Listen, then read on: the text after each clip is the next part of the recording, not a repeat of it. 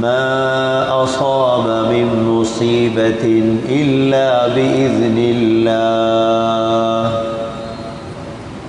ومن يؤمن بالله يهد قلبه والله بكل شيء عليم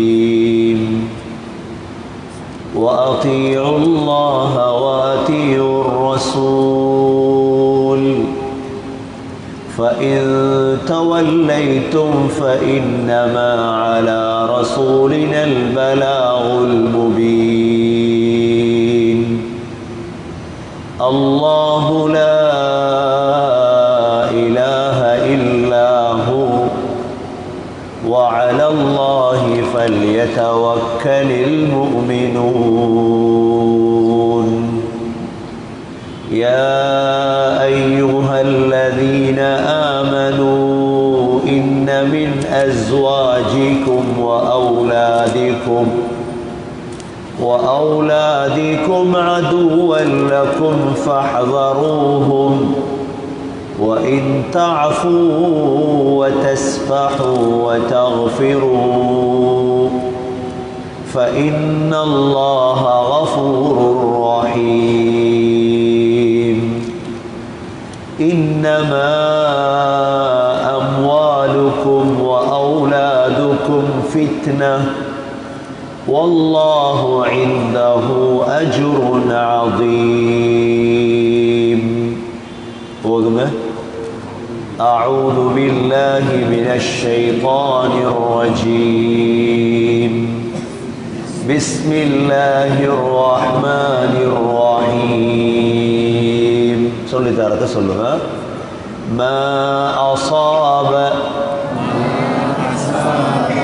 من مصيبة إلا بإذن الله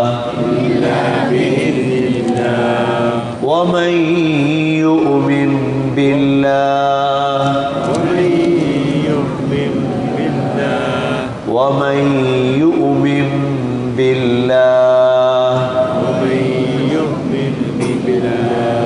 يهد قلبه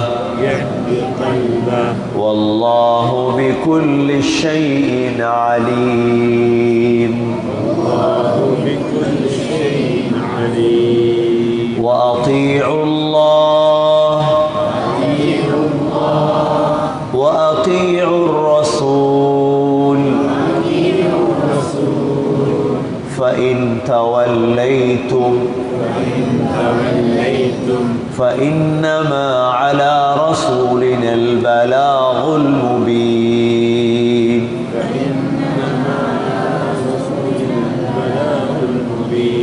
الله لا إله إلا هو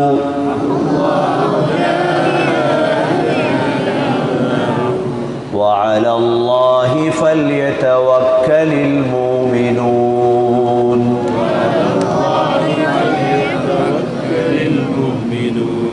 يا أيها الذين آمنوا إن من أزواجكم وأولادكم عدوا لكم فاحذروهم وإن تعفوا وتصفحوا وتغفروا فإن الله غفور رحيم إنما أموالكم وأولادكم فتنة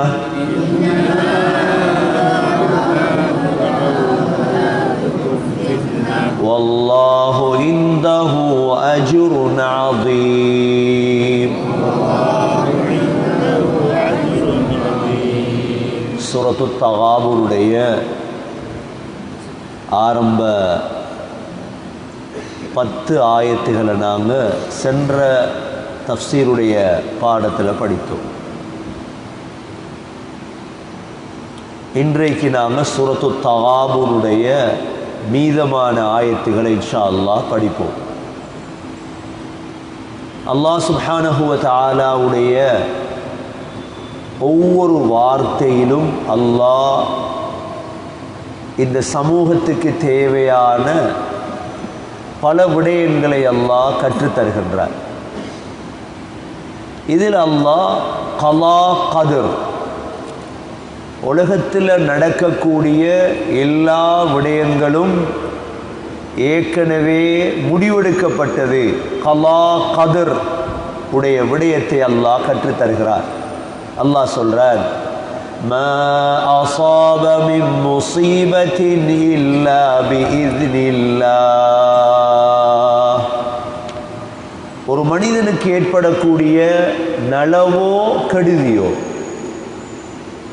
ஒரு மனிதனுக்கு ஏற்படக்கூடிய நலவோ கெடுதியோ இல்லா பிஇذنில்லாஹ், அது அல்லாஹுடைய அனுமதியை கொண்டுதான் நடக்கும். நலவு வந்தா அல்லாஹுடமிருந்து வருது, கெடுதி வந்தா ஷைத்தான்கிட்ட வருது. இதல்ல வாழ்க்கையில சந்தோஷம் அல்லாஹுடமிருந்து, கவலை வேறிடமிருந்து இல்லை. முழுதும் மா அஸாப மின் முஸீபத்தின் இல்லா பிஇذنில்லாஹ்.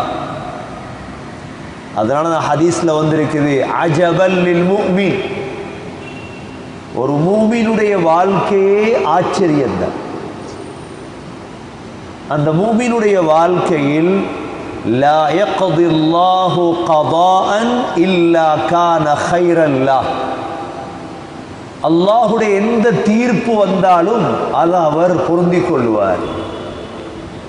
இது அல்லாஹ்வின் புறத்திலிருந்து வந்தது. இன் அஸாபத்ஹு ضرா ஸபர, கஷ்டம் கொண்டு வந்துட்டு வாழ்க்கையில் பொறுமையாக இருப்பார். ஃபகான கைரன் லஹ், அது அவருக்கு சிறந்ததாகும். வாழ்க்கையில் கஷ்டம் வராதுன்னு யாரும் சொல்லல. நோய் வந்துட்டு, துன்பம் வந்துட்டு, கவலை வந்துட்டு பொறுக்கோள், சபர் செய்யும். ஒயின் அஸாபத்து சர்ரா, சரி சந்தோஷமான நிகழ்வு நடக்குது வாழ்க்கையில், இப்ப என்ன செய்யணும்? அந்த முஃமின் ஷக்கர, அல்லாஹ்க்கு நன்றி செலுத்துவார். ஃபகான கைரன் லஹ், அதுவும் அவருக்கு சிறந்தது. அவர் நல்லதோ கஷ்டமோ, இன்பம் துன்பம் அனைத்தும் யாரிடமிருந்து வருது? அல்லாஹ். இதுதான் கலா கதிர். கலா கதிரை பத்தி நம்பணுமே தவிர அதை பத்தி அதிகமாக பேசப்படாது. ஏன்? அறிவில்லாதவர்கள் மாற்ற இடம் அது. கலா கதிரை பேச ஆரம்பிச்சாங்கண்டா, அல்லாஹ் ஏன் ஷைத்தானை படைச்சான்? அல்லாஹ் ஏன் காஃபிரை படைச்சான்? அல்லாஹ் ஏன் நரகத்தை படைச்சான் என்ற கேள்விகள் கூடுமே தவிர ஒரு நாளும் விடை வராது.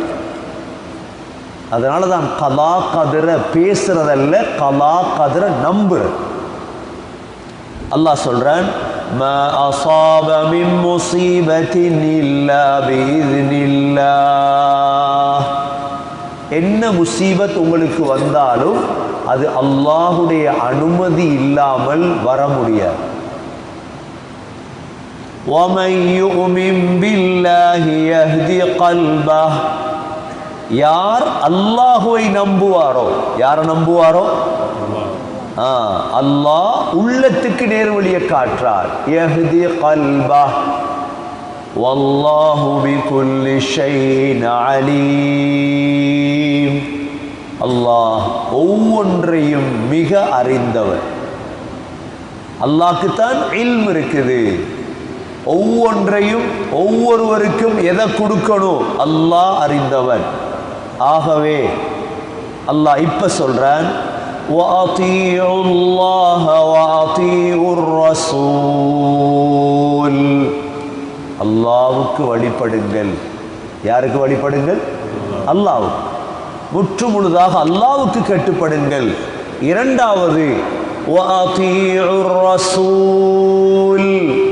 ரசூலுக்கு கட்டுப்படுங்கள். ஸல்லல்லாஹு அலைஹி வஸல்லம் எதை சொன்னாங்களோ செய்தார்களோ காட்டினார்களோ கட்டுப்படுங்கள்.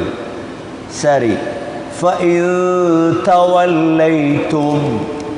நீங்கள் புறக்கணித்தால், அல்லாஹ் ரசூலுக்கு கட்டுப்பட மாட்டோம் என்று புறக்கணித்தால், فإنما على رسولنا البلاغ المبين, எங்கள் தூதர்களுடைய கடமை தெளிவாக எத்தி வைப்பதை தவிர வேறொன்றும் அல்ல. பலாக், எத்தி வச்சா கடமை முடிச்சு. எத்தி வச்சா فإنما على رسولنا البلاغ المبين, எங்கட தூதர்களுடைய கடமை எத்தி வைப்பது. இந்த உலகத்தில் எல்லா விடயங்களும் பேசப்பட்டாச்சு, எத்தி வைக்கப்பட்டாச்சு. பின்பற்றுறது உங்களோட பொருள்.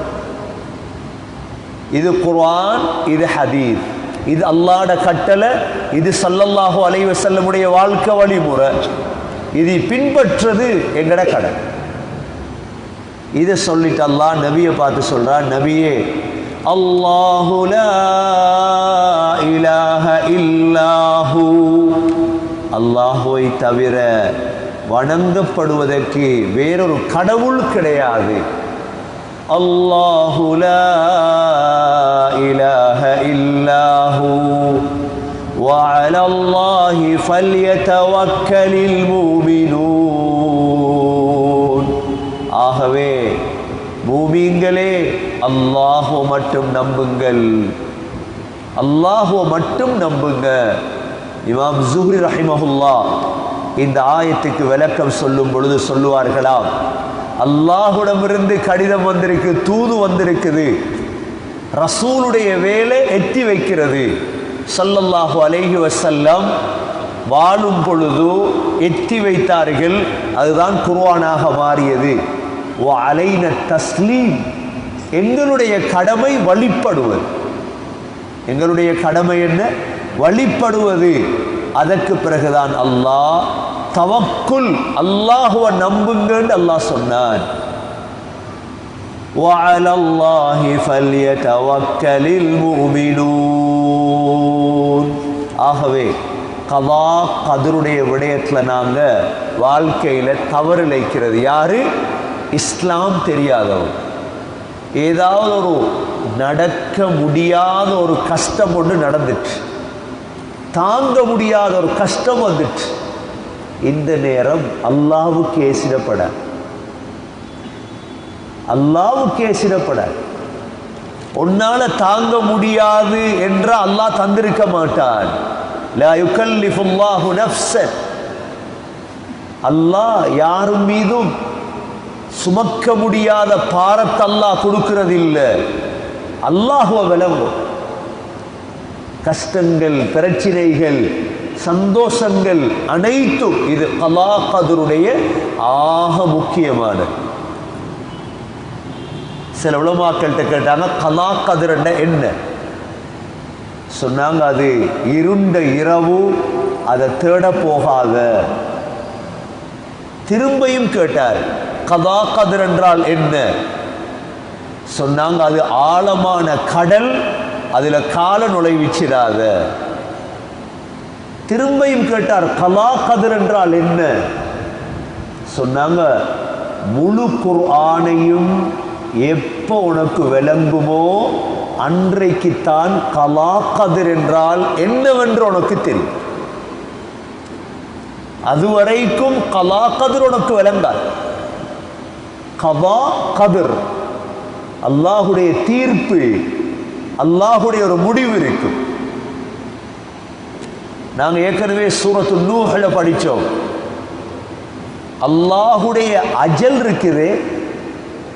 அல்லாஹ் ஒவ்வொருத்தருக்கும் எழுதிய அஜல் 50,000 ஆண்டுகளுக்கு முன்னால் அல்லாஹ் எழுதிட்டான். நாங்கள் சீதேவியா மூதேவியா? இந்த அஜலை அல்லாஹ்ட இல்முல அறிவில் ஒன்று இருக்குது, அது மாத்தலாம். எப்படி?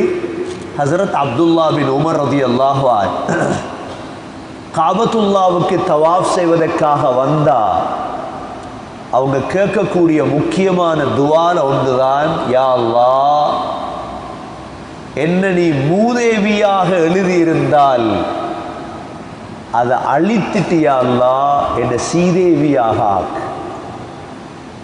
அப்ப அல்லாஹுடைய கலா கதிர்ல எழுதப்பட்ட ஒன்றை மாற்றலாம், ஒன்றே ஒன்றால துஆவால மட்டும்.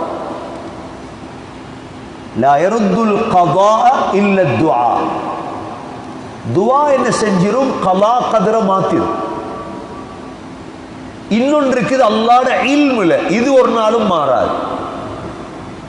வ இந்தஹு இல்முல் கிதாப், அல்லாஹுடைய இல்முல உள்ளது ஒரு நாளும் மாற்ற முடியாது. இப்போ நீங்கள் சூரத்து நூஹ்ல நாங்கள் படித்தோம், இபாதத் செய்ய செய்ய நல்ல காரியங்கள் செய்ய செய்ய எங்களோட ஆயுள் கூடும்.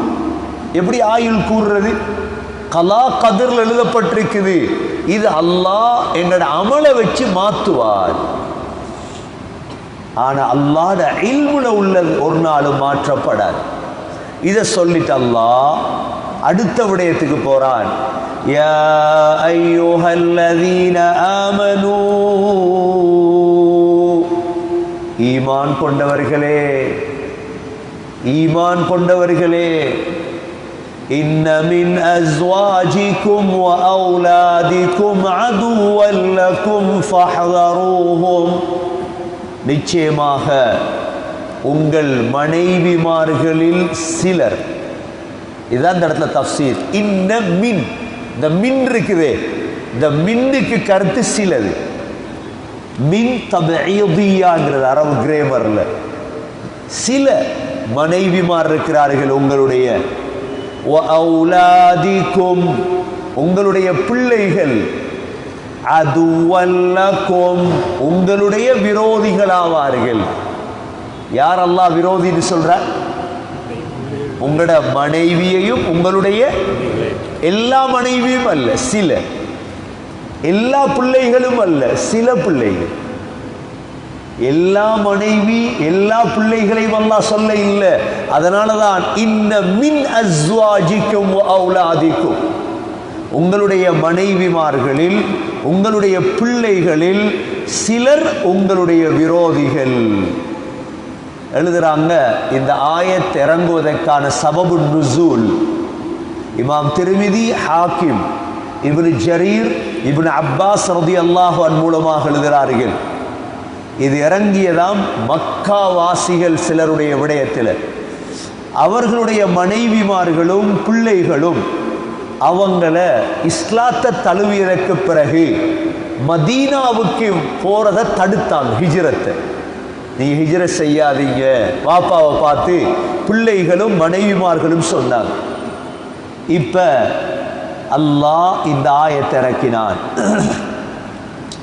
எப்ப ரசூலுல்லாஹ் இடத்துல வந்தாங்களோ இப்ப அவங்களுக்கு விளங்கிட்டு விஷயம், நாங்க தடுத்தது பிழை.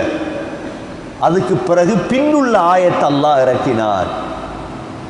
அதனால எந்த மனைவி, எந்த பிள்ளைகள் மார்க்கத்தை பின்பற்றுவதற்கு விரோதமாக இருப்பார்களோ அவர்கள்தான் எங்களுடைய விரோதிகள். அவ ஒரு மனிதனுடைய சிந்தனைக்கு படாது, எந்த மனைவி, என்னுடைய பிள்ளை எனக்கு விரோதியா? நன்மையான அடிப்படையில் விரோதி அல்ல அவர்கள், அடிப்படையில் விரோதி அல்ல. எப்ப விரோதியாக மாறுவார்கள் என்றால், மார்க்கத்துடைய விடயங்களை செய்வதற்கு எப்பொழுது தடையாக ஆகுவார்களோ அப்பொழுது விரோதி. இதில் அல்லாஹ் மனைவியை சேர்த்திருக்கிறான், பிள்ளைகளை சேர்த்திருக்கிறான். இன்னொரு ரிவாயத்தில் எழுதுறாங்க, ஹஸ்ரத் அவுஃப் பின் மாலிக் அல் அஷ்ஜஇ ரலியல்லாஹுடைய விடயத்திலே தான் இந்த ஆயத் இறக்கப்பட்டது. அவுஃப் பின் மாலிக் அல் அஷ்ஜஇ பெரிய குடும்பத்தை சேர்ந்தவர். இவர் அல்லாஹுடைய பாதையில போக வெளியாக ஆரம்பித்தா முழு பிள்ளைகளும் சுத்தி நின்று அழ ஆரம்பிச்சிருவான். வாப்பா போகாதீங்க, வாப்பா போகாதீங்க, வாப்பா யார்கிட்ட விட்டுட்டு போறீங்க. இப்போ அவுஃப் பின் மாலிக் அஷ்ஜையுடைய கல்பெல்லாம் கரைஞ்சி அவரும் அழுதுருவார், அப்படியே நின்றுவார் போகாம. அதுக்கு தான் அல்லாஹ் இந்த ஆயத்தை இறக்கினார். எப்ப மனைவி பிள்ளைகள் அல்லாஹ்வுக்கு பிறகுதான், அல்லாஹுடைய கட்டளைக்கு பிறகுதான் எங்கட மனைவியும் எங்கட பிள்ளைகள், இந்த ரெண்டு பேரும் எங்களுக்கு எப்பொழுதெல்லாம் மார்க்க விடயத்துக்கு இடைஞ்சலாக மாறுவார்களோ அப்பொழுது இவர்கள் விரோதிகளாக மாறுவார்கள். அதனால அல்லாஹ் இந்த ஆயத்தில் இன்ன மின் அஸ்வாஜிக்கும் வ அவுலாதிக்கும் அதுவல் லக்கும், முதலாவது மார்க்கத்துடைய விடயங்களை பின்பற்றுவதற்கு தடையாக மாறிட்டு எங்கட மனைவி எங்கட பிள்ளை விரோதி. இரண்டாவது ஹிஜ்ரத் செய்வதற்காக, நீங்க மார்க்கத்துக்காக நாட்டை விட்டு போறதும் ஹிஜ்ரத். சமூகத்தை பார்த்தீங்க, சமூகத்தில் மார்க்கத்தை சொல்லவும் மேலாது பின்பற்றவும் மேலாது. நபியவங்க சொன்னாங்க, கடைசி காலத்தில் ஒரு முஸ்லிமுடைய ஆக பெருமதியான சொத்து ஆடுதான். அந்த ஆட்டெடுத்து கொண்டு மலை உச்சிகளுக்கும் மழை பெய்யக்கூடிய இடங்களுக்கும் அவன் அந்த ஆட்டெடுத்து கொண்டு போயிடுவான். ஏன்? மார்க்கத்தை பின்பற்றுவதற்காக வேண்டி, மார்க்கத்தை பின்பற்றுவதற்காக வேண்டி ஊரை விட்டுட்டு அவன் காடுக்கும் மலை அடிவாரத்துக்கும் சென்று மார்க்கத்தை பின்பற்றுவான். அது ஈமானுடைய அடையாளம். அது ஈமானுடைய அடையாளம். மார்க்கத்தை பின்பற்ற இயலாது, குடும்பத்தோட ஊர்ல மார்க்கத்தை பின்பற்ற இயலாது. ஸல்லல்லாஹு அலைஹி வஸல்லம் சில அடையாளங்களை சொன்னாங்க. மனிதர்களிடம் இந்த அடையாளங்கள் வெளிப்பட்டால் உங்களுக்கு மார்க்கம் பேசி பிரயோஜனம் கிடையாது. முதலாவது ஷுஹுன் முதா, ஷுஹுன் முதா, கஞ்சத்தனம் சமூகத்தில் வெளியாகிட்டு, வழிபடும் கஞ்சத்தனம். எல்லாரும் மார்க்கத்துக்கு செலவழிக்கிறது இல்லை, வீட்டுக்கும் வாகனத்துக்கும் கல்யாணத்துக்கும் செலவழிக்கிறாங்க மார்க்கத்தின் கஞ்சர்கள். இரண்டாவது சொன்னாங்க ஸல்லல்லாஹு அலைஹி வஸல்லம், ஹவன் முத்தபா, எல்லாரும் மனோ இச்சையை பின்பற்ற தொடங்கிட்டாங்க. அல்லாஹ் ரசூலுக்கு இடமில்லை. சொன்னாங்க அப்துல்லா பின் மஸ்ஊத் ரலியல்லாஹு அன்ஹு, இன்னக்கும் ஃபீ ஸமானின் யகூதுல் ஹக்குல் ஹவா. சொன்னார்கள் சஹாபாக்களே, நீங்கள் வாழக்கூடிய இந்த காலம் உண்மை மனோ இச்சையை பின்பற்றக்கூடிய காலம், உண்மை மனோ இச்சையை வழிநடாத்தும் காலம். வஸயதி ஸமானுன், இன்னொரு காலம் வரும், யகூதுல் ஹவல் ஹக், மனோ இச்சை உண்மையை பின்பற்றும். உண்மைக்கு இடம் இருக்காது, ஹக்குக்கு இடம் இருக்காது. இந்த ஹவா மக்களிடம் வெளிப்பட்டால். மூன்றாவது இஜாபி குல்லின் பிரஇ, ஒவ்வொருவரும் தன்னுடைய கருத்து தான் பெருசு என்று கருதக்கூடிய காலம் வந்தால், நாம் பேசுறது தான் சரி, குர்ஆனோ ஹதீஸோ அல்ல, என்னுடைய சிந்தனைக்கு குர்ஆன், இப்படி காலம் வர ஆரம்பித்தால் நீங்க எவ்வளோ பயான் பண்ணினாலும் மக்களுக்கு இறங்காது, எவ்வளோ மக்களுக்கு போய் சேர. சொன்னாங்க, அல்லாஹுடைய பாதையில செலவழிக்கிறத விடும்படி மனைவி மக்கள் சொன்னால் அப்பொழுதுதான் அவர்கள் விரோதிகள். புகார்ல வரக்கூடிய ஹதீஸ், அபூ ஹுரைரா ரலியல்லாஹு அன்ஹு அறிவிக்கிறாங்க, ஸல்லல்லாஹு அலைஹி வஸல்லம் சொன்னதாக, இன்ன ஷைத்தான் கஅத லிப்னி ஆதம் ஃபீ தரீகில் ஈமான். ஷைத்தான் எங்கள்கிட்ட வாரத்துக்கு பல வழிகள் வச்சிருக்கிறார்.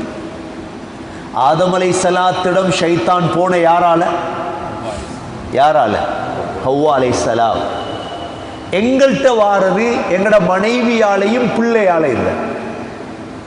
சொன்னாங்க ஸல்லல்லாஹு அலைஹி வஸல்லம், நீ ஈமானை பத்தி பேசும் பொழுது ஷைத்தான் நடுவுல உட்கார்ந்துருவானா. வந்து சொல்லுவானாம் ஷைத்தான், அதுமின் வதரு தீனக வதீன ஆபாயிக், என்ன உண்ட வாப்பாட அப்பாட மதத்தை எல்லாம் விட்டுட்டான் ஈமான் கொள்ள போறாய். இவர் மனோ இச்சைக்கு மாறு செஞ்சு ஈமான் கொள்றார். பிறகு வந்து இருப்பானாம் ஹிஜ்ரத்துடைய பாதையில். சரி, இப்ப ஹிஜ்ரத் செய்ய போறி அல்லாவுக்காக. ஹிஜ்ரத் என்ன, அந்த காலத்தில் சஹாபாக்கள் மக்காவிலிருந்து எங்க போனாங்க? மதீனாக்கு. கேட்பானாம், அத்துஹாஜிர் வதத்ருக்கு மாலக வஅஹ்லக், என்ன குடும்பம் பிள்ளைகள் எல்லாம் விட்டுட்டு போறியா? ஷைத்தான் கேட்பான். அதுக்கும் மாறு செஞ்சு நீ ஹிஜ்ரத் செய்கிறாய். பிறகு வந்து உட்காருவானாம், அல்லாஹுடைய பாதையில கஷ்டப்படுறாங்களே, போராடுறாங்களே, தியாகங்கள், இதுல வந்து நிற்பான். இது செய்யாது. சொல்லுவானாம், உன்ன மனைவி உன்ன பிள்ளைகளை யார் பார்க்கிறது? இப்படித்தான் ஷைத்தான் கொண்டுவான். உலமாக்கள் இந்த ஹதீஸுக்கு விளக்கம் சொல்றாங்க. கடைசியா அல்லாஹ் சொல்றானாம், இதெல்லாம் செஞ்சா ஃபஹக்குன் அலல்லாஹி அய்யுத்கிலஹுல் ஜன்னஹ், அல்லாவுக்கு கடமையாயிட்டு உன்னை சொர்க்கத்தில் நுழைவிக்கிறது. ஏன்னா நீ ஷைத்தானுக்கு மாறு செஞ்சிட்டாய். உன்னை மனைவி மக்கள் விரோதியாக மாறினார்கள், நீ மாறு செஞ்சிட்டாய். ஆகவே எங்கட மனைவி எங்கட பிள்ளை விரோதியா என்கிறத கொஞ்சம் அடிக்கடி பார்த்துக்கொள்ளும், அடிக்கடி செஞ்சு கொள்ளும். ஆக முக்கியம் மனைவி.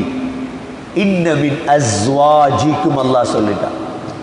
ஏனென்றா நாங்கள் அடிக்கடி பேசின விடயம்தான், இன்றைக்கு பெண்கள் சிறந்த மனைவியாக சிறந்த தாயாக வாழ்றதுக்குத்தான் பழக்கணுமே தவிர இன்று வந்திருக்கக்கூடிய புதிய சிந்தனை அடிப்படையில் அல்ல.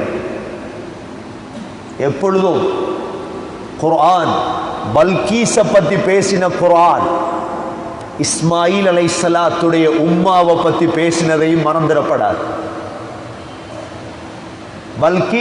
பில்கீஸ் சபை நாட்டை ஆண்ட பெண்.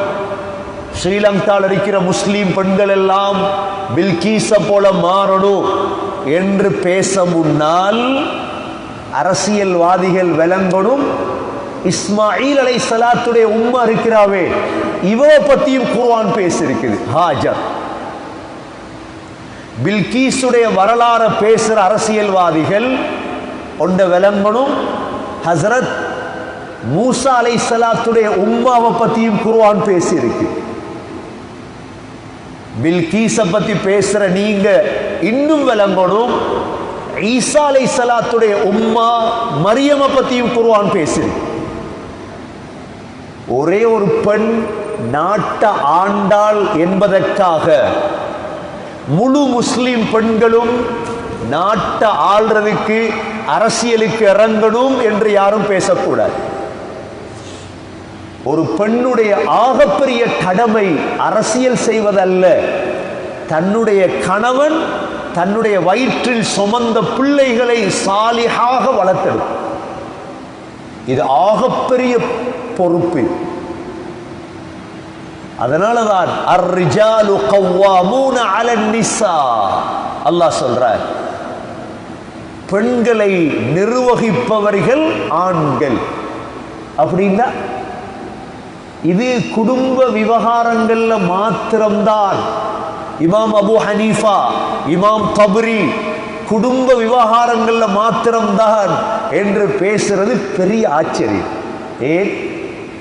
ஒரு குடும்பத்தை கூட அல்லாஹ் ஒரு பெண்ணுடைய கையில நிர்வகிக்க கொடுக்காமல் வைத்திருந்தால் அந்த பெண்ணை கொண்டு வந்து ஊருக்கு காலியாக்குங்க, அந்த பெண்ணை கொண்டு வந்து நாட்டுக்கு பெரியாளாக ஆக்குங்கண்டா எவ்வளவு பெரிய ஆச்சரியம். ஏன்? அந்த பெண்ணை சங்கப்படுத்துறான் அல்லாஹ். அந்த பெண்ணுடைய காலங்கள் வித்தியாசம்.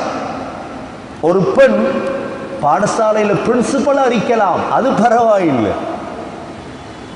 ஒரு பெண் ஊருக்கு தலைவியாக இருக்கலாம், அது பரவாயில்லை. ஆனால் ஒரு பெண்ணை ஜும்மா பள்ளிக்கு இமாமாக ஆக்கலுமா? நீங்க சட்டம் ஒன்றை கொண்டு வாரீங்கன்னு இப்ப ஆணும் பெண்ணும் சமன். இப்ப பள்ளிவாசல்கள்ல 2 இமாம் போடும். ஒரு இமாம் ஆம்புல இமாம், இன்னொரு இமாம் பொம்புல இமாம் என்றா யார் ஏற்றுக்கொள்றது? இது யார் ஏற்றுக்கொள்றது? இது கொஞ்சம் சிந்திக்கும். 2 காதி, ஒரு பெண் காதி, ஒரு ஆண் காதி, யார் ஏற்றுக்கொள்றது? ஏனென்றால் பெண்ணுக்குரிய பொறுப்புகள் அதிகம். தண்ட பிள்ளைய தண்ட குடும்பத்தை அழகான முறையில் வளர்த்தெடுக்கணும். அதனாலதான் நபி ஸல்லல்லாஹு அலைஹி வஸல்லம் வளர்த்தவங்க 5 பேர். எத்தனை பேர் வளர்த்தாங்க? நபி அவங்க பிறந்தது ஆமினா ரலியல்லாஹு அன்ஹா, ஆமினாவுடைய மடியில. ஆனா நபி அவர்கள் தனது 5 தாயையும் வாழ்க்கையில மறக்கவே இல்லை. முதலாவது தாய் ரசூலுல்லாஹ்ட ஆமினா. எப்பொழுதெல்லாம் ஆமினா ஞாபகம் வருமோ நபி அவர்கள் தேம்பி தேம்பி அழுவார். மக்காவுக்கும் மதீனாவுக்கும் இடையில தான் ஆமினாவுடைய கபர் இருக்கிறது. மக்காவுக்கு நெருக்கமாக அபுவா என்ற இடத்திலே தான் வாதி ஃபாத்திமா தாயுடைய கபரடியை நின்று தேம்பி தேம்பி அழுவார்கள். தாயை நினைச்சு வளர்த்த வளர்ப்பு நல்ல. உஹதுடைய யுத்தத்துக்கு வரும் பொழுது அபு சுஃபியானுடைய மனைவி ஹிந்த் முழு காஃபிர்களிடம் சொல்றா, நான் ஒரு வேலை செய்ய போறேன். என்ன செய்ய போறாய்? இது முஹம்மதுடைய தாயுடைய கபர். இந்த கபரை தோண்ட போறேன். கபரை தோண்டி ஆமினாவுடைய மையத்தை வெளியெடுக்க போறேன். இருந்த அவ்வளோ பேரும் சொன்னாங்க, அது மட்டும் செஞ்சிடார். யுத்தத்துக்கு தான் போறோம், ஆனா அது மட்டும் செஞ்சிடார். ஏண்டா அது தூய்மையான பெண் ஆமினா. வரலாற்றில் பரிசுத்தமான பெண் தான் ஆமினா. தன்னுடைய கணவனுக்காக, தன்னுடைய கணவனுடைய மௌத்துடைய செய்தி வருகிறது மதீனாலிருந்து, அழுது அழுதே பிள்ளைய பெத்தெடுத்தவங்க தான் ஆமினா. அந்த பிள்ளைய வளர்க்கணும் என்கிறதுக்காக தன்னுடைய வாழ்க்கையை தியாகம் செய்து வேறெந்த கல்யாணமும் முடிக்காமல் நபி அவர்களை 6 வயசு வரை வளர்த்ததுதான் ஆமினா. அந்த காலத்துல விதவையானதோடே கல்யாணம் முடிச்சிருவாங்க. ஆனா ஆமினா பிள்ளைகளை வளர்க்கணும், பிள்ளைய வளர்க்கணும் என்கிறதுக்காக. அதனாலதான் நபி அவர்கள் தாயுடைய கபரடியை போய் நின்றா தேம்பி தேம்பி அழுவார். இது முதல் தாய். அடிக்கடி தாயை ஞாபகப்படுத்துவாங்க. ஒரு தடவை ஸல்லல்லாஹு அலைஹி வஸல்லமுக்கு முன்னால வந்து ஒரு ஆள் நடுங்குறார் பயத்தால. சொன்னாங்க, அனபுனு இம்ரஅத்தின் தக்குலுல் கதீத், நான் காஞ்ச இறைச்சி சாப்பிட்ட ஒரு தாயுடைய மகன்தான். ஆமினா அந்த காலத்தில் எங்களோட பழைய அம்மம்மார் செய்கிற வேலையை செய்வாங்க. இறைச்சி எடுத்து காய வச்சு ரசூலுல்லாஹ்க்கு சாப்பிட கொடுப்பாங்க. அது ரசூலுல்லாஹ்வோட ஞாபகத்தில் இருந்துச்சு. சொல்லுவாங்களாம் அடிக்கடி, நான் வந்து காஞ்ச இறைச்சி சாப்பிட்ட ஒரு உம்மாவுடைய மகன் தான். இது முதல் தாய். 2வது தாய் தான் ரசூலுல்லாஹ்வுக்கு பால் கொடுத்த தாய் சுவைபா. யாரு? சுவைபா. அபூலஹபுடைய அடிமை. சுவைபாவுக்கு ஒரு பிள்ளை இருந்தார், மஸ்ரூஹ் என்ற பிள்ளை. மஸ்ரூஹ். சுவைபா ஹம்ஸா ரலியல்லாஹு அன்ஹு அவர்களுக்கும் அபு சலமா ரசூலுல்லாஹ், இந்த 3 பேருக்கும் பால் கொடுத்தார். நபி அவங்க சுவைபாவை தேடி வாராங்க. மக்காவுடைய வெற்றியின் பொழுது தேடி வந்து கேள்விப்படுறாங்க சுவைபா மவுத். தேடி போனாங்க தாய். 3வது ரசூலுல்லாஹ்வுக்கு பால் கொடுத்த தாய் தான் ஹலீமா. யாரு? ஹலீமா. இந்த தாய் மக்கால வாழ்ந்த தாய் அல்ல, இது பனு சாத், தாயிஃபிலிருந்தும் 100 சொச்சம் கிலோமீட்டர் பனு சாதுல வாழ்ந்த தாய். இந்த ஹலீமாவுக்கு பிள்ளைகள் இருந்தது. ஒரு பொம்புளை பிள்ளை இருந்தது அனீசா, இன்னொரு பெண் பிள்ளை இருந்தது ஷைமா, இன்னொரு ஆண் பிள்ளை இருந்தது அப்துல்லா. இந்த 3 பிள்ளைகள் இருந்தது ஹலீமாவுக்கு. நபி அவர்கள் ஹலீமாவை மறக்கவே இல்லை. ஜிஅர்ரானா என்ற இடத்திலே ஹலீமா வந்தார்கள். நபி அவர்கள் விரிப்புகளை விரிச்சு அதில் உட்கார வச்சார். எனக்கு பால் தந்த தாய். ஹவாசின் கோத்திரம் நபியோட போர் செய்து சிறை கைதிகளாக பிடிபட்ட நேரம் சொன்னாங்க, ஷைமா வந்து சொன்னாங்க, ரசூலுல்லாஹ்ட பால்குடி சகோதரி, இவங்கெல்லாம் கூட சாட்சிமார் மாமிமார். உடனே ரசூலுல்லாஹ் அவ்வளோ பேரை உரிமையிட்டாங்க. போ, அந்த தாய்க்காக செய்தார். இது ரசூலுல்லாஹுடைய 3வது தாய் ஹலீமாவுடைய கபர் பக்கீல் இருக்குது. கடைசி காலம் பக்கீல தான் போய் மௌத்தானாங்க. 4வது ரசூலுல்லாஹ் வளர்த்த தாய் தான் ஃபாத்திமா பின்த் அசத், ஹஸ்ரத் அலி ரலியல்லாஹுடைய உம்மா, அபூ தாலிபுடைய மனைவி. ஏற்கனவே நான் தஃப்சீர்ல சொல்லியிருக்கிறேன் அவ பத்தி. அவட கபரும் பக்கீல தான் இருக்குது. ஸல்லல்லாஹு அலைஹி வஸல்லம் 5 பேருடைய கபருக்குள் தான் வாழ்க்கையில் இறங்கி இருக்கிறார்கள். ஒன்று தனது மனைவி ஹதீஜா, 2வது தனது மகன் காசிம், 3வது தனது மாமியா ஆயிஷா ரலியல்லாஹு உம்மா, 4வது ஹஸரத் அப்துல்லா துல் பிஜாதை, 5வது ஸல்லல்லாஹு அலைஹி வஸல்லம் இறங்கிய கபர் தான் நபிய வளர்த்த உம்மா ஃபாத்திமா பின் அசத். இவட கபருக்குள்ள ரசூலுல்லாஹ் இறங்கி தன்னை ஜுப்பாவை கலத்தி அப்படியே அவக்கு மேல போத்தினாங்க. கொஞ்ச நேரம் கபருக்குள்ள தூங்கினாங்க. சஹாபாக்கள் கேட்டாங்க, யா ரசூலல்லாஹ் என்ன செய்றீங்க? சொன்னாங்க, உம்மி பஅத உம்மி, என்னுடைய உம்மா ஆமினா மௌத்தானதற்கு பிறகு என்னை வளர்த்த உம்மா இவதான். நான் எனது ஜுப்பாவை கலத்தி அவக்கு மேல போட்டது அவட பாவம் மன்னிக்கப்படுவதற்கு. கொஞ்ச நேரம் தூங்கியது அவருடைய கபர் விசாலம் அடைவது.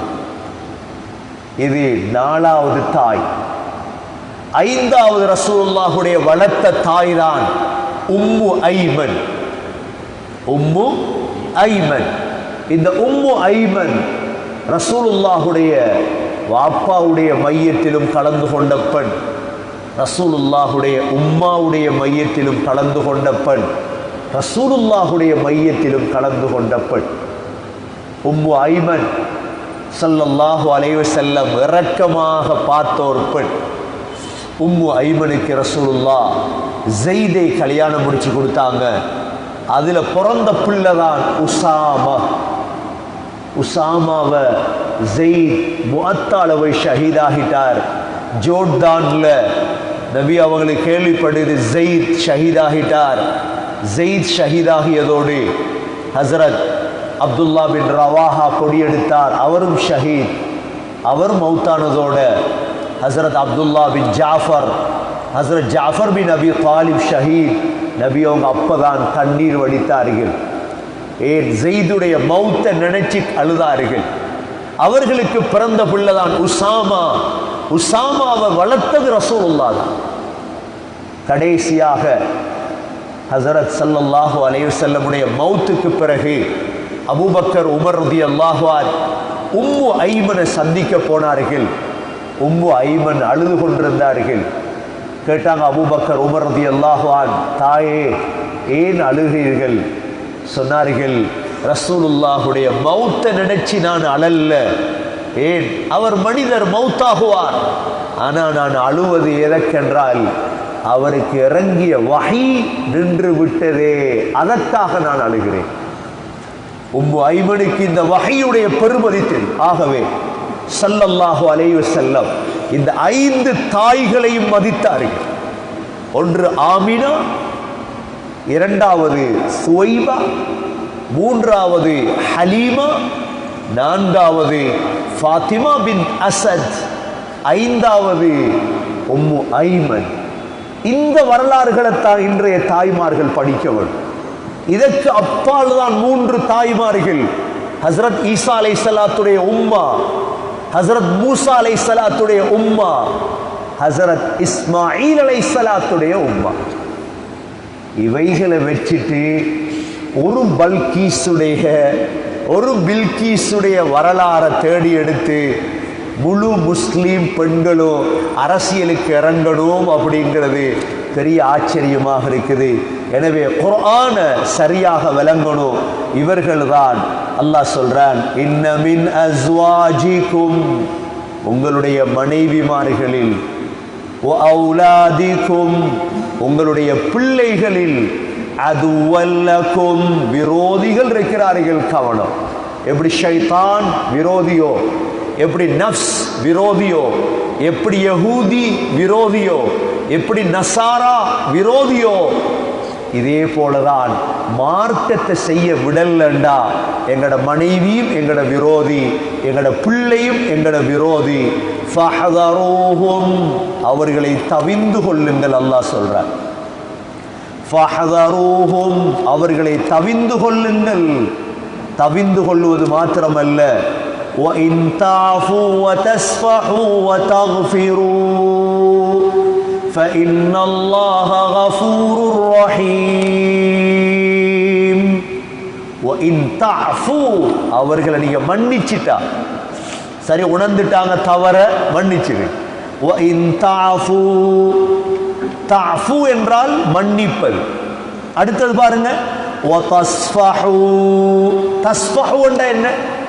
அதுவும் மன்னிப்ப போலதான், புறக்கணிக்காமல் பழிக்காமல் விடுவது. சரி, உங்களோட மனைவி முன்னால உங்களுக்கு எதிர்த்தா, இப்ப சரி, இப்ப பழிக்காதீங்க அவர்களை, அவர்களிடத்துல பழிக்கு பழி வாங்காதீங்க. மூன்றாவது வதக்ஃபிரு, அவங்க செஞ்சத மன்னிச்சிருங்க.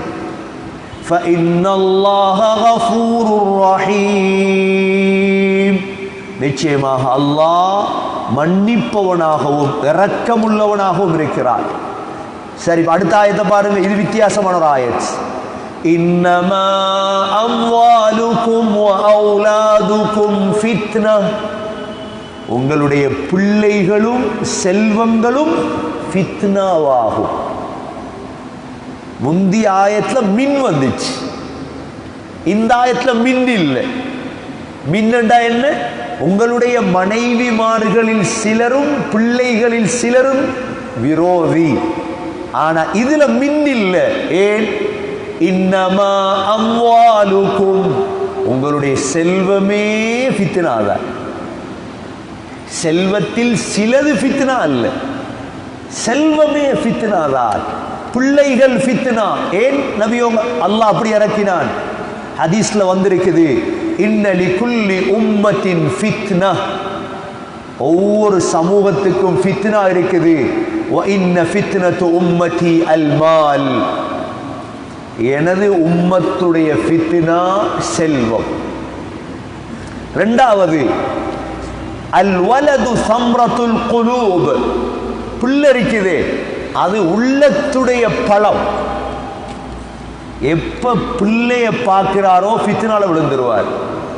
சொன்னாங்க ஸல்லல்லாஹு அலைஹி வஸல்லம், வ இன்னஹும் மஜ்பனா, ஒரு பிள்ளைதானாம் வாப்பாவை கோழையாக்குறது. பாப்பாவை என்ன செஞ்சிடும்? ரெண்டாவது வ மப்கலா, கஞ்சன் ஆக்குறது, செலவழிக்க விடாது, பிள்ளைக்கு ஓடும், பிள்ளைக்கு ஓடும். மூன்றாவது மஹ்ஸனா, கவலையை கொடுக்கிறது. நபி ஸல்லல்லாஹு அலைஹி வஸல்லம் ஒரு நாள் ஹசன் ஹுசைன் ரலியல்லாஹு அன்ஹு அவங்க உடுத்துட்டு வராங்க அழகா. நபியோங்க சொன்னாங்க, இதுதான் ஃபித்னான்டாங்க பிள்ளைகளை பார்த்து. இறங்கி வந்து முத்தமிட்டு, ஏனென்றா அந்த பிள்ளைகளுடைய அன்பு எங்களை சில நேரம் அப்படியே மாற்றி.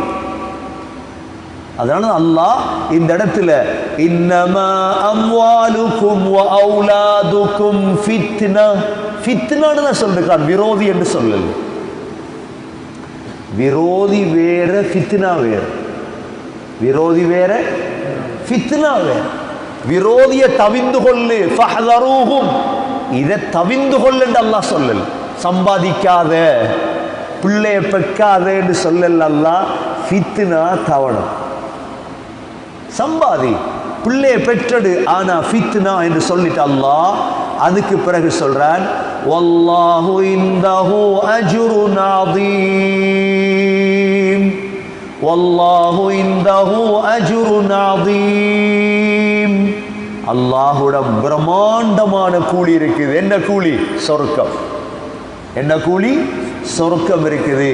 ஹதீஸ்ல வந்திருக்குதாம், யஅதி ஸமானுன் அலா உம்மதி யகூனு ஹலாகு யகூனு ஃபீ ஹலாகுர் ரஜுல் அலா யதி ஸௌஜிஹி வ வலதிஹி.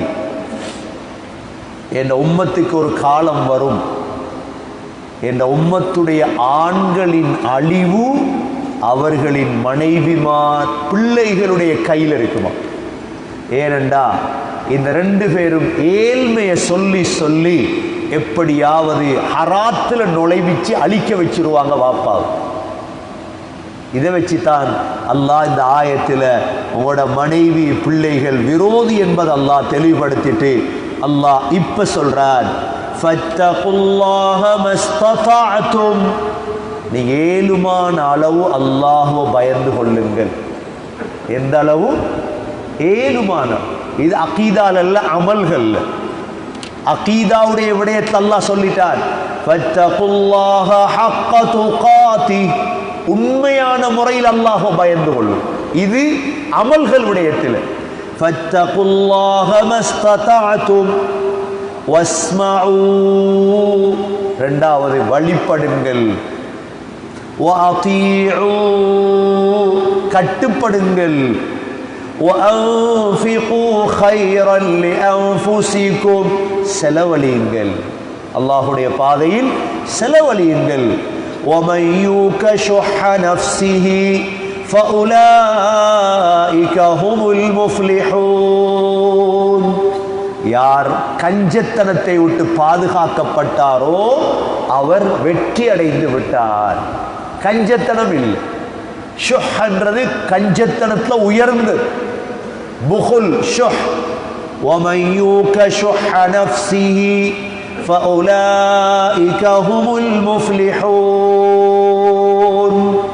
இதை சொல்லிட்டு அல்லாஹ் கடைசியா சொல்றார், இன் துக்ரிதுல்லாஹ கர்தன் ஹஸனா, அல்லாஹ்வுக்கு நீங்கள் அழகிய கடன் கொடுத்தால் என்ன செய்யணுமா?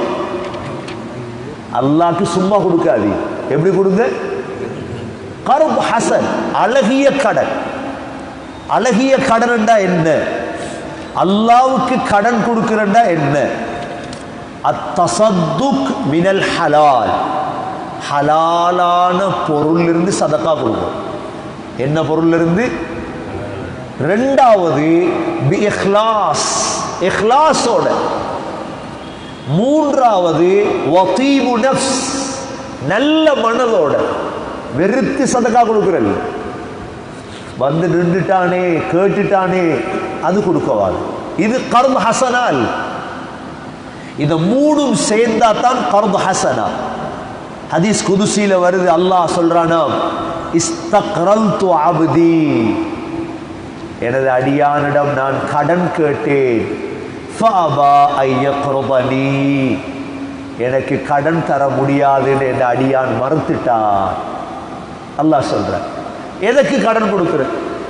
மார்க்க சேவை, மார்க்க வேலைகள், மதரசாக்கள், பள்ளிவாசல்கள், சதகா. சதகா கர்ப் ஹசன், அழகிய கடன் கொடுக்க அல்லாஹ் சொல்றான். இன் துக்ரிதுல்லாஹ கர்தன் ஹஸனா, அழகிய கடன் நீங்க கொடுத்தால் யுதாஇஃபுஹு லகும், உங்களுக்கு பன்மடங்காக்கி தருவேன்.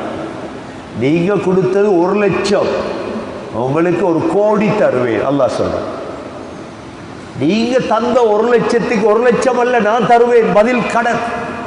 யுதாஇஃபு லக்கும் வயக்ஃபிர் லக்கும், உங்களோட பாவங்களை மன்னிச்சிருவேன். வல்லாஹு ஷகூருன் ஹலீம். முக்கியமான ஆயத்து இதுதான். வல்லாஹு ஷகூருன் ஹலீம். அல்லாஹ் சொல்ற நான் நன்றி உள்ளவன். ஷகூர் என்ன? ஷகூர்னு பேர் இருக்குதா? ஷகூர் ஏன் இந்த ஆயத்தை சொல்லிட்டு அல்லாஹ் ஷகூர் என்று சொல்ற? நீ எனக்கு கடன் தா, நான் நன்றி கெட்டவன் நடக்க மாட்டேன் ஒரு நாள். வல்லாஹு ஷகூருன் ஹலீம், நான் நன்றி உள்ளவன் அல்லாஹ் சொல்ற. இந்த அஸ்மாவுல் ஹுஸ்னால ஷாக்கிருன் அலீம், ஷகூருன் ஹலீம், இந்த ரெண்டு இருக்கு. ஷாக்கிருன் அலீம் எவ்வளவு அல்லாஹ் சொல்றான்டா, இன்ன ஸஃபா வல் மர்வத மின் ஷஆயிரில்லாஹ் ஃபமன் ஹஜ்ஜல் பைத அவ் இஅ்தமர ஃபலா ஜுனாஹ அலைஹி அன் யத்தவஃப பிஹிமா வமன் ததவ்வஅ கைரன் ஃபஇன்னல்லாஹ ஷாக்கிருன் அலீம். அல்லாஹ் சொல்றார், சஃபா மர்வா அல்லாஹுடைய அத்தாட்சிகள்ல ஒன்று.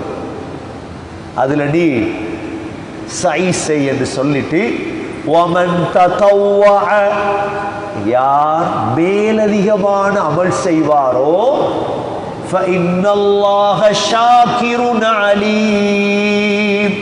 அல்லாஹ் ஷாக்கிர். ஷாக்கிர்னா என்ன? நன்றி உள்ளது. ஷாக்கிர் என்ற அஸ்மாவுல் ஹுஸ்னா அல்லாஹ் அவடத்தை கொண்டு வந்திருக்கிறார். இங்க ஷகூருன் ஹலீம். ஷகூர் என்றாலும் நன்றி உள்ளது. நீ செலவழி, அல்லாவுக்கு செலவழி, ரசூலுக்கு செலவழி, மார்க்கத்துக்கு செலவழி, மதரசாக்கு செலவழி, பள்ளிக்கு செலவழி, நல்ல காரியத்துக்கு செலவழி. நான் நன்றி உள்ளவர், ஒன்ன விட மாட்டேன் ஒரு நாள். வல்லாஹு ஷகூருன் ஹலீம். அதோட முடிக்கல, அது புற பாருங்க. அஸ்மாவுல் ஹுஸ்னாவை தொடக்கிறான் அல்லாஹ்.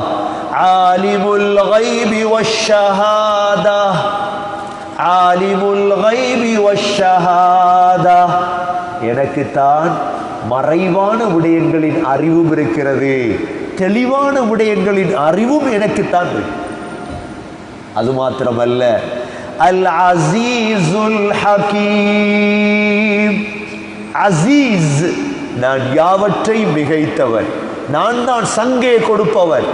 ஹகீம், ஞானமுள்ளவன். 6 அஸ்மாவுல் ஹுஸ்னாவை கொண்டு அல்லாஹ் சூரத்து தகாபுனை அல்லாஹ் முடிக்கின்றான். ஏன் அல்லாஹ் தன்னை பத்தி இந்த இடங்கள்ல பேசினான் என்றா, என் மீது நம்பிக்கை இருந்தா நீ செலவழி, எனக்காக உலகத்துல வாழுன்னு சொல்லி அல்லாஹ் சூரத்து தகாபுன் அல்லாஹ் முடிக்கின்றான். ஓதி பாருங்க சூராவை. அஊது பில்லாஹி மினஷ் ஷைத்தானிர் ரஜீம். பிஸ்மில்லாஹிர் ரஹ்மானிர் ரஹீம். هذا أول